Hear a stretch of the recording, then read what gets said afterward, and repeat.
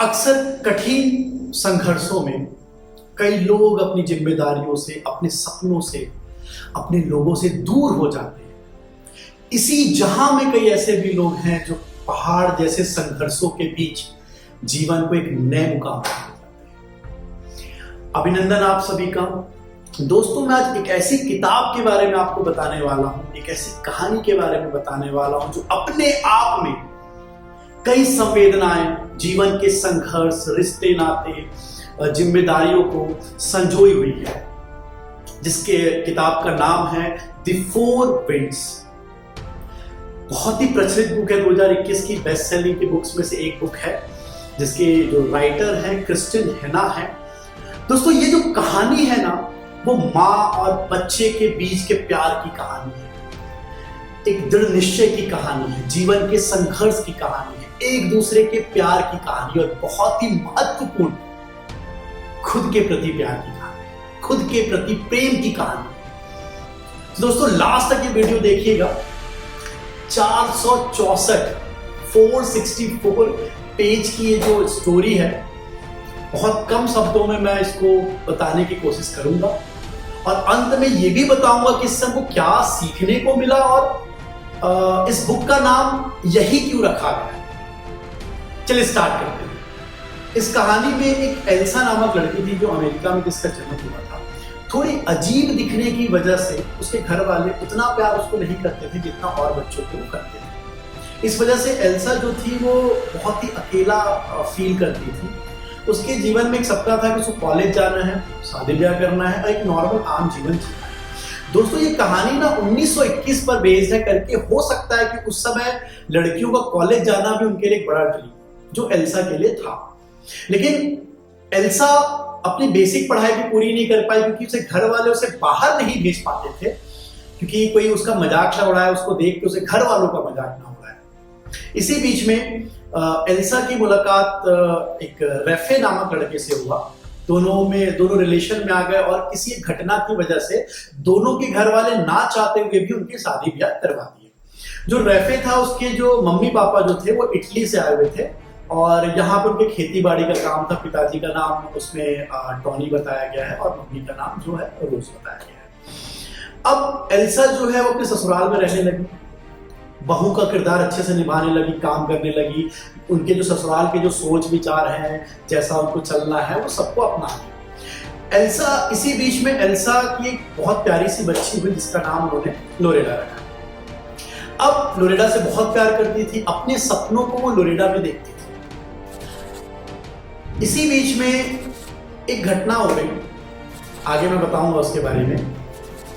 चूंकि रेफे जो था वो थोड़ा सा मॉडर्न टाइप का था, उसको खेती बाड़ी पसंद नहीं था, उसको बाहर कहीं जाके अपने कहीं कुछ नया मुकाम बनाना था, कैलिफोर्निया जाना था और वो खुश नहीं था। लेकिन बच्ची से अपने बहुत प्यार करता था और उसको अपने सपनों के बारे में बताता था, उसको भी कैसे सपने बड़े देखने चाहिए इसके बारे में वो जिक्र करता था। रेफे और एल्सा को एक और संतान की प्राप्ति हुई जिसका उसने नाम जो है एंथनी रखा। जब लोरेडा 12 साल की थी और जो एंड था वो 7 साल का था, तो उस समय एक जो अमेरिका है वो विश्व मंदी के दौर से गुजर रहा था। बहुत सारी नौकरियां चले गई, लोग माइग्रेट करने लगे जीवन को चलाने के लिए, एक जगह से दूसरी जगह को जाने लगे। इसी बीच में क्या हुआ, एल्सा की जो रेफे की जो खेती बाड़ी थी उस जगह पे डस्ट स्टॉर्म्स, हिंदी में अगर बोले तो धूलों से भरा तूफान बार बार आने लगा, जिससे उनकी जो जमीन थी वो बंजर हो गई।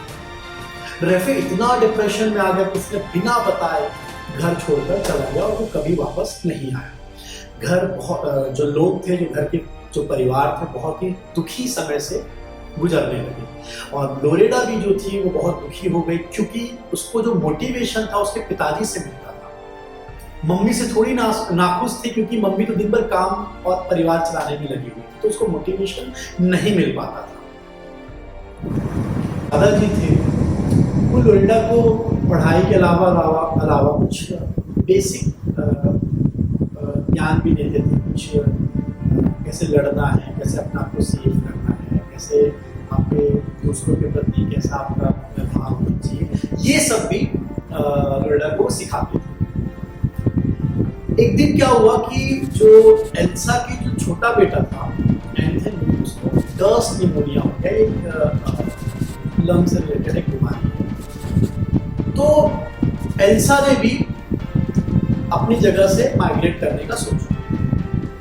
तो उसने अपना प्लान किया, सारा सामान ट्रक में डाल दिया। एंड लास्ट में क्या होता है कि जब जाने का समय आता है तो दोनों जो एल्सा के सास ससुर थे तो उन्होंने जाने से मना कर दिया कि भाई हम अपनी जमीन को छोड़ के नहीं जाएंगे, तुम एक काम करो, बच्चे और दोनों बच्चों को लेके चले जाओ। फिर बड़े ही घबराते हुए दुखी मन से तीनों निकल गए। अब आगे जाने के बाद वो जब कैलिफोर्निया जब जा रहे थे तो रास्ते में बहुत दिक्कतें आई, बट चूंकि दादाजी ने कुछ कुछ नीतियाँ सिखाई थी अपने आप को बचाने के लिए, तो उन्होंने बहुत सेफली एक जर्नी करके कैलिफोर्निया जाने के बाद उन्होंने देखा कि जैसा उन्होंने सोचा था वैसा बिल्कुल भी नहीं है। वहाँ पे जो माइग्रेंट्स होते हैं उनके साथ बहुत ही भेदभाव किया जाता है, बहुत ही नीची नज़र से उन्हें देखा जाता है। उनके लिए कोई अच्छी व्यवस्था नहीं थी, कोई रहने को नहीं उनकी अच्छे पास व्यवस्था थी, काम के लिए कोई अच्छी व्यवस्था नहीं थी। तो जीवन बहुत ही कठिन हो गया था। तो उन्होंने एक नहर के किनारे एक कैंप लगा के रहना स्टार्ट कर दिया। वहाँ पे और भी माइग्रेंट्स रहते थे। यहाँ तक कि स्कूलों में भी जो माइग्रेंट्स बच्चे होते थे उनके साथ भेदभाव किया जाता था। ऐसा चलता रहा, छोटे मोटे काम करके जो एल्सा थी वो अपना जीवन गुजारा करने लगी। लोरेडा इतनी समझदार थी कि उसने अपनी माँ को जब फर्स्ट में देखा और ये देखा कि वे बहुत परेशानियों से जीवन गुजर रहा है, तो उसने पढ़ाई छोड़कर माँ की हेल्प करने लगी। जबकि माँ को ये था कि मेरी बच्ची कॉलेज जाए, मैंने अपना जीवन ऐसे ही गुजार दिया, मेरी बच्ची ऐसे जीवन ना गुजारे। लेकिन परिस्थितियों के साथ वो चलने लगे और अचानक एक दिन लोरेडा की मुलाकात एक जैक नामक व्यक्ति से हुआ जो क्रांतिकारी था, क्रांतिकारी विचारधारा वाला था, जो माइग्रेंट्स को इक्वल अधिकार दिलाने के लिए लड़ाई कर रहा था। तो नॉर्मली वो जेल पे ही अपना समय गुजारता था, लेकिन उसकी जो बातें थी बहुत ही क्रांतिकारी थी। लोरेडा बहुत ज्यादा प्रभावित थी और कहीं ना कहीं वो अपने पिताजी को उस जैक में देखती थी कि भाई मेरे पिताजी भी बड़े सपने थे, लेकिन वो पिताजी से नाखुश इसलिए थी क्योंकि उनसे वो बात करते थे और वो अपने सपने पूरे करने के लिए हम सबको छोड़ के चले गए। लेकिन वो जैक से इसलिए प्रभावित थी कि वो जो बोलता था वो करता था। तो लेकिन जब लोरेडा ने अपनी मम्मी को, एल्सा को, जब जैक के बारे में बताया कि भाई वो ऐसा ऐसा काम कर रहा है, तो एल्सा ने एज अ मदर उसने लोरेडा को उससे दूर रहने कहा कि भाई हमको कोई भी प्रॉब्लम नहीं आता। पर माइग्रेंट्स की वहाँ पे जो स्थिति थी बहुत ही दयनीय थी।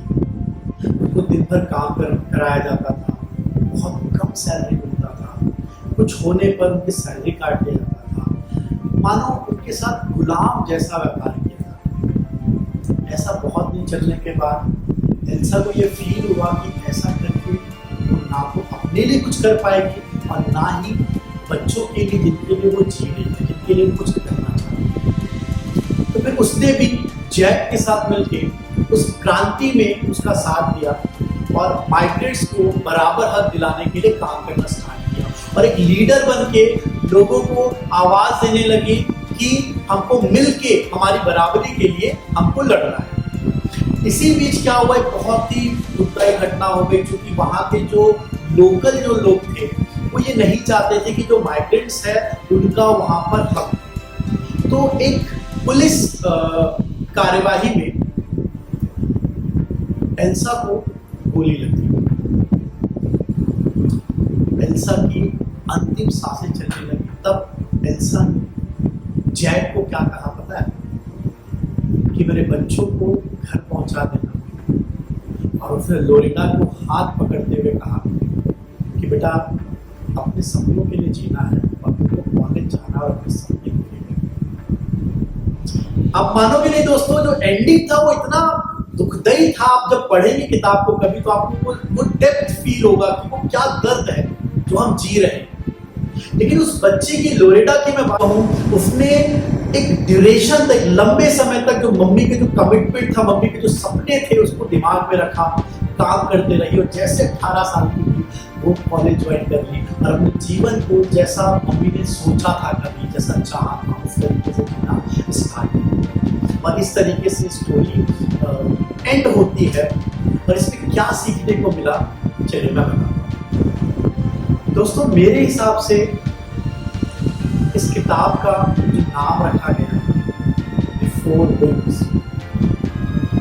जब विपत्तियां आपको चारों तरफ से घेरें तो क्या करना चाहिए।